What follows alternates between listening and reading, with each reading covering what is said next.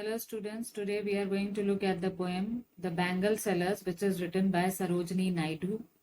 As you people know, she was a Bengali, but she had taken part in the struggle of freedom against the Britishers along with Mahatma Gandhi. She is known as a Nightingale of India. The poems that she has been writing represent various stages of life, and her poems always contain some or the other imageries which make us feel, and we can visualize those things which are present in her poem. This poem that she has written about the bangle sellers is the bangle sellers who are going to a temple fair and carrying a load of bangles on their head, which are rainbow colored bangles. They are having various types of bangles on their back. But they also represent, the poem represents various stages of a lady. For a maiden, what type of bangles are there? For a bride who is going to get married, what type of bangles are there? For a woman who is middle aged and has cherished her sons and has spent her life with her husband, carrying out her roles very properly. So what type of bangles suit that type of woman, all have been described in the poem. So now let's look at the poem. The first stanza says, Bangle sellers are we who bear our shining loads to the temple fair, who will buy these delicate, bright, rainbow-tinted circles of light, lustrous tokens of radiant lives for happy daughters and happy wives.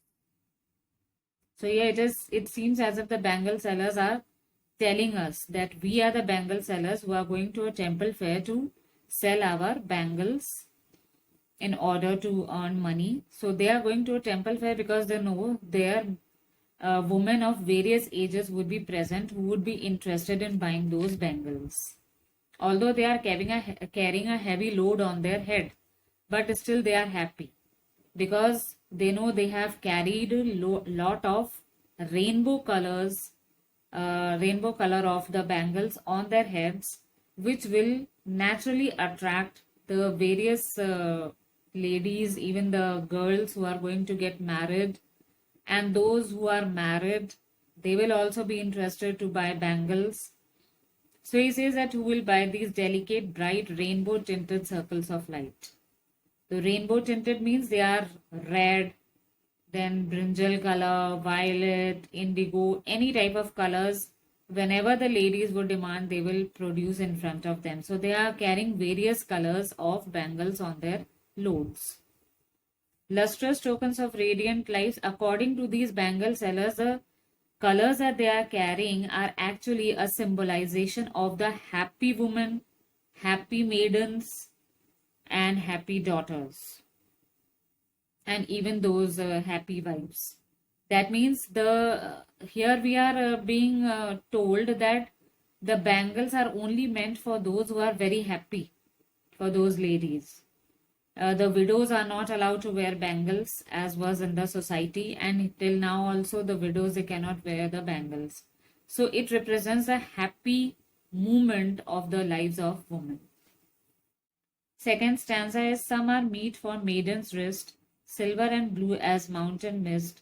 Some are flushed like the buds that dream on the tranquil brow of a woodland stream. Some are aglow with bloom that cleaves to the limpid glory of newborn leaves. Now here they have described what type of bangles they are carrying and for what type of ladies and girls. So first of all, they have mentioned here that the bangles they are carrying, some of them are suited for a maiden who is going to get married, who has reached the age of marriage, and is supposed to wear which type of bangles. The bangles are silver and blue, which represent the mist on the mountains.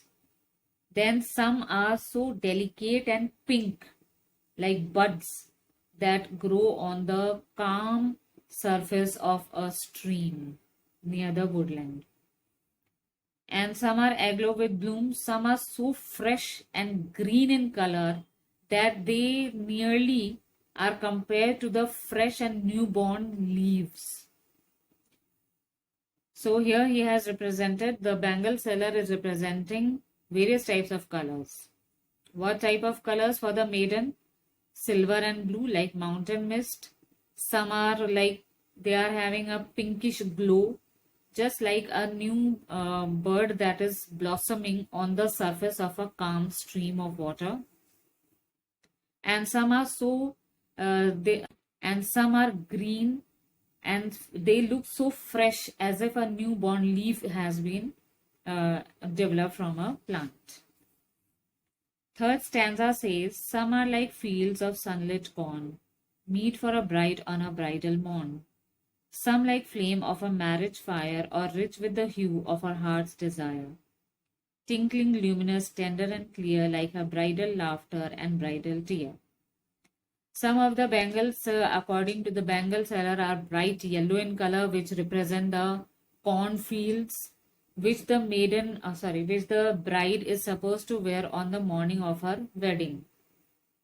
But some are so fiery and red in color that they represent the flame of the marriage fire around which the bridegroom and the bride are going to take the vow and the, you can say in Hindi as we say, fere. But these two types of bangles, they represent actually the longings, the desire of that bride, that she's so much happy to get married on that day. And when these bangles are worn by her, they produce a tinkling sound when she moves. And plus, they are so fresh and so beautiful to look at. They are tender and they are shining in color. But these bangles also represent the laughter of that bride when she is quite happy that I'm going to get married and I'll go into a new world. But at the same time, they also represent her tears, which she will be shedding when she'll be separated from her parents. Some are purple and gold flaked grey, for she who has journeyed through life midway, whose hands have cherished, whose love has blessed, and cradled fair sons on her faithful breast, and serves her household in fruitful pride, and worships a god at her husband's side. Now here we are told that some bangles are grey in color, and they have golden borders around them. And these type of bangles are suited for those women who are middle aged, who have spent many lives in the marriage life, and they have fulfilled their duties. They have cherished their sons, they have fed them, they have brought them up, and they have always been carrying out their duties very faithfully towards their husband, towards their other relations, and towards their children. And even when the worship takes place at their house, so they always sit beside their husband in order to carry out those rituals. So here we are told about the various stages of womanhood. One is a maiden, then the other is when a bride is going to get married, and the third one is the mature woman who has crossed many years of her life in her marriage. So these were the three stages. That means this is actually a poem which is celebrating the joy of womanhood according to Sarojini Naidu. But now let us look at the imageries which are being represented in this poem.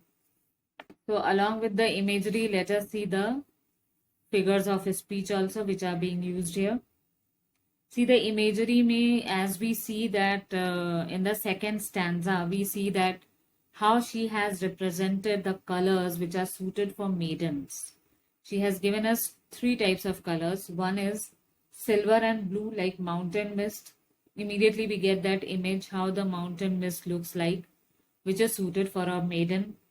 Plus some are pink, which are blooming on the surface of a peaceful stream, and some are so fresh and green to look at as if they represent the newborn leaves. So these three colors, they immediately give us the imagery how the colors are represented. Then in the second stanza, we are told two types of colors for a bride. One is yellow, which is compared to a sunlit pond. That means a field which is of pond, and that is yellow colored, bright yellow colored, which is suited for a bride to wear uh, on the morning of her wedding. And the second is a bright red colors of the bangles, which represent that fire along which she is going to get married, around which. And the fourth stanza tells us about that middle-aged woman for which the colors that are suited as bangles are gray with a golden border around it. And these women who have very faithfully and very loyally carried out all their duties in their married life. So we come to know that most of these images come from nature, like flowers, leaves, mountain mist. This means that Sarojini Naidu, at her own age, is giving us a proper example of the colors, comparing them to nature. Now the literary devices are simile. Simile may we see silver and blue as mountain mist. We are comparing it. Some are flushed like the buds that dream. Then there are three similes in the third stanza that we can see. Some are like fields of sunlit corn. Some like the flame of a marriage fire. Then tinkling, luminous, tender and clear, like her bridal laughter and bridal tear. The three similes have been given in the third stanza. Then metaphors may rainbow tinted circles of light. This is a metaphor for bangles, telling us that various types of bangles are available with the bangle seller. Shining loads for the bundles of the shining bangles that the bangle sellers are carrying with them. Flush like buds that dream. That means it is a metaphor for maidens who are lost in their dreams of marriage, who are dreaming and who are having a longing and a desire to get married. Then we have got alliteration also, like rich with hue of our heart's desire. The hue, the H, her and heart. And now let's look at the theme also. The theme of this poem is to celebrate womanhood and patriarchy. Womanhood may we are shown very vividly all the stages of a female life. Initially about the maidens, then about the bride, and then about the middle-aged woman. So we are being gradually and chronological order may we are given what type of bangles are suited for each ages of the woman. Then patriarchy may, in the last stanza, we come to know how she has carried out her life following her husband. That means it is a male-dominated society in which a woman has to be the mother of a son, be a faithful wife to her husband, and also to follow her father-in-law's rules. So by using fair sons, the poet has only upheld the gender discrimination in Indian families. That means she is trying to show that most importance is given to sons as compared to daughters. And then we are seeing that how she has to sit beside her husband while doing the prayers or carrying out the rituals whenever a puja or a worship takes place at home. So in a way, we are told that still the women have to subdue in front of the male. When they are married, they have to follow all the, you can say, rules. Plus, they have to follow their husband at each and every stage of life. After marriage also. Plus, they have here, as a poet is, you can say, taunting us that in the last stanza, as we have said, that cradle fair sons on a faithful breast. Daughters are not mentioned because still in some families or in some traditions, sons are given more importance. Hope you have understood this poem. If you have understood it, press the like button and subscribe to our channel. Thank you.